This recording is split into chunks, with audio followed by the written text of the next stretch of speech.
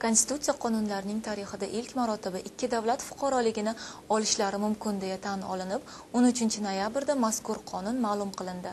Adliya vazirligining o'zgartirish kiritgan mazkur qaroriga asosan turmush qurgan migrantlar, Koreyada yashovchi xitoyliklar hamda barcha migrantlar o'z davlatining fuqaroligini tashlamasdan ikkinchi fuqarolikni olishlari mumkindir. Adliya vazirligi qobiliyatli chet ellik mutaxassislar bexavotir yashashlari hamda ikki davlat fuqaroligini vaqtincha olib turgan koreyslar o'z fuqaroligini tashlamasliklari uchun mazkur qonunni o'zgartirish fikrini parlamentga taklif qildi.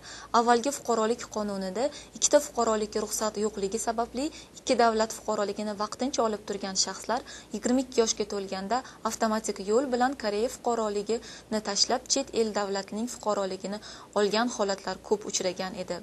O'zgartirilgan qonunda esa o'z davlati fuqaroligini tashlamayman deya qasamyod shartnomasini yozib bergandan so'ng umrbod ikki davlat fuqaroligini oladilar.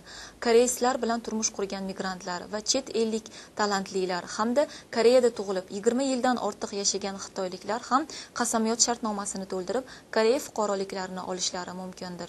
Yoki chet elliklar orasida Koreya oliy darajaga ega bo'lgan iqtidorlilar fuqaroliklarni olishlari uchun Koreyada 5 yil yashash kerak degan talab yo'q qilinib, vaqti chegaralanmagan holda fuqaroliklarni qabul qilishlari mumkin.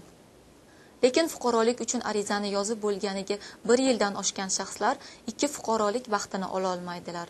Mazkur fuqarolik qonuni o'zgartirishga parlamentga tasdiqlansa, tezi bilan 6 oyda kuchga kirishi taxmin qilinmoqda.